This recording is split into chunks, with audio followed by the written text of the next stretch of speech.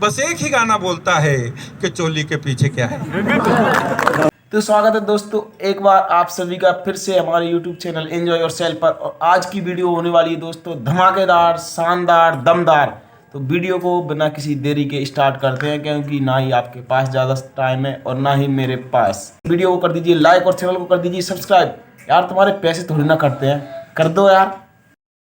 Film Ram तेरी गंगा मैली की चर्चित अभिनेत्री मंदाकिनी दाऊद इब्राहिम की अर्धांगिनी मेमन बंधुओं की भौजाई से हमने पूछा, री भाई बहुत दिनों से तेरी कोई फिल्म ही नहीं आई, जनता तड़पड़ा रही है अपनी आंखें सेकने के लिए और तुझे झरने के नीचे नहाते हुए देखने के लिए, तुझे झरने के नीचे नहाते हुए देखने के लिए, क्योंकि फिल्म का पर्दा सिर्फ कहने का पर्दा है, बाकी वहां सब कुछ बेपर्दा है। क्या बात है। फिल्म का पर्दा सिर्फ कहने का पर्दा है, बाकी वहाँ सब कुछ बेपर्दा है। पर्दा चाहे छोटा हो या बड़ा, टीवी का हो या टाकीज का, पर्दा पर्दा नहीं है, एक गुसल घर है जिसके हवस की काई में इस पूरी पीढ़ी के फिसलने का डर है, जिसके हवस की काई में इस पूरी पीढ़ी के फिसलने का डर है। बेशर्मी का साबुन है, बेशर्मी के झाग हैं, शावर के पानी में सेक्स की आग है, भारत की ढपली में पश्चिम की राग है और सभ्यता के टावल पर अनगिनत दाग हैं, और संस्कृति अंडरवियर बनियान की तरह खूंटी पर टांगी हुई है, लाज और शर्म शैम्पू की तरह पड़ोसी से मांगी हुई है। जो भी इस गुसल खाने में जाता है टोटी खोलता है, बस एक ही गाना बोलता है कि चोली के पीछे क्या है। ये गाना बड़ा फेमस हुआ था और इस तरह के कई गाने बने और सारे फेमस हुए। मुझे ये कविता इसलिए लिखनी पड़ी, मेरा 5 साल का बेटा स्कूल से पढ़ कर के घर आया और मुझसे बोला कि पापा तुरु रुरु रुरु रुरु तुरु तुरु कहाँ से करूं मैं प्यार शुरू। अब ये भी मैं ही बताऊं उसको, और वो भी 5 साल की उम्र में। टीवी ने छोटे छोटे बच्चों को इतना एडवांस कर दिया साहब, इतना एडवांस कर दिया कि छोटे छोटे बच्चे ऐसे लाजवाब जवाब देते हैं कि जिसका कोई जवाब ही नहीं। मेरे बेटे के स्कूल में मैडम ने उससे कहा कि बेटे ऐसा कोई वाक्य बताओ जिसमें भूतकाल, वर्तमान काल और भविष्य काल, तीनों काल एक वाक्य में एक साथ आ जाए। तो उसने छूटते ही जवाब दिया कि मैडम 100 साल पहले मुझे तुमसे प्यार था, आज भी है,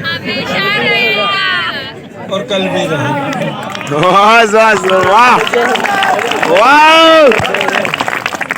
ऐसे ऐसे लाजवाब जवाब बच्चे देते हैं। प्रश्न ऐसे पटांग करते हैं कि बड़े बड़े बुद्धिजीवी निरुत्तर हो जाते हैं। एक दिन मेरे बेटे ने मुझे से पूछ लिया, बोले पापा आपकी शादी हो गई? मैंने कहा हो गई। उसने तुरंत दूसरा सवाल ठोक दिया, बोले पापा आपकी शादी किससे हुई? मैंने कहा बेटे मेरी शादी तेरी मम्मी से हुई। वो बोला पापा आपने भी गजब भी कर दिया, हद ही कर दी यार, घर के घर में ही शादी कर ली। इसका क्या जवाब हो सकता है कि जो भी इस गुसल खाने में जाता है टोटी खोलता है, बस एक ही गाना बोलता है कि चोली के पीछे क्या है।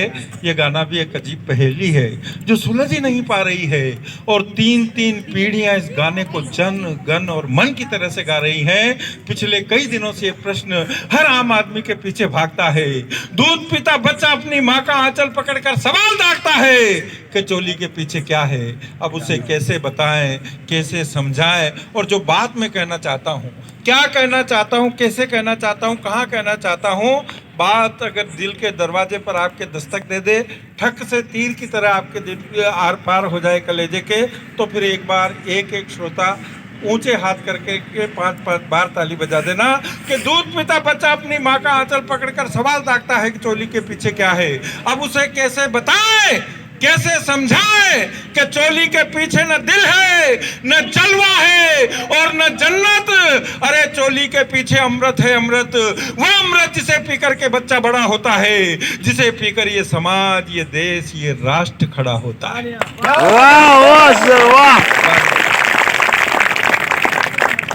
चोली के पीछे न दिल है, न जलवा है, न जन्नत, चोली के पीछे अमृत है, अमृत, वो अमृत जिसे पीकर के बच्चा बड़ा होता है, जिसे पीकर ये समाज, ये देश, ये राष्ट्र खड़ा होता है, जिसे पीकर भगत सिंह फांसी के फंदे पर झूल जाते हैं, जिसे पीकर महाराणा प्रताप घास की रोटी खाते हैं, जिसे पीकर शिवाजी औरंगजेब से टकराते हैं, जिसकी प्रेरणा से अंधा पृथ्वीराज मोहम्मद गोरी को मारता है, जिसका वास्ता देकर सीमा का सिपाही दुश्मन को ललकारता है, जिसे पीकर चंद्रशेखर आजाद अपनी जवानी भूल जाते हैं, और जिसे पीकर भगत सिंह फांसी के फंदे पर,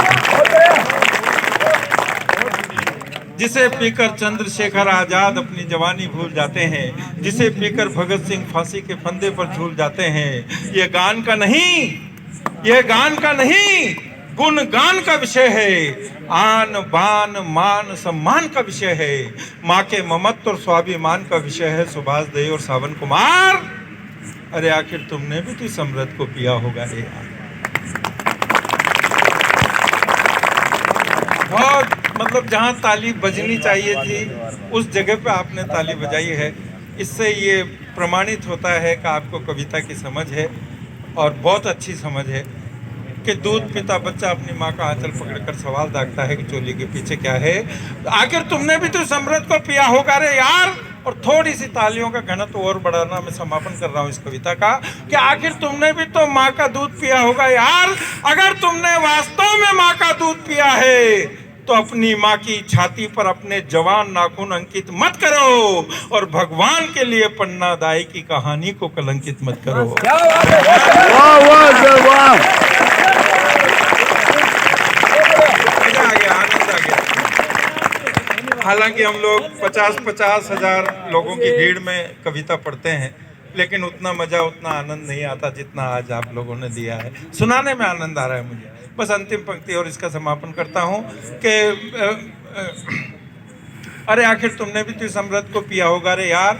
अगर तुमने वास्तव में अपनी माँ का दूध पिया है तो अपनी माँ की छाती पर अपने जवान नाखून अंकित मत करो, और भगवान के लिए पन्ना दाई की कहानी को कलंकित मत करो। भगवान के लिए पन्ना दाई की कहानी को कलंकित मत करो। माँ के आंचल में वात्सल्य का दूध ही रहने दो, हवस का जहर मत भरो, हवस का जहर। वीडियो को कर दीजिए लाइक और चैनल को कर दीजिए सब्सक्राइब। यार तुम्हारे पैसे थोड़ी ना करते हैं, कर दो यार।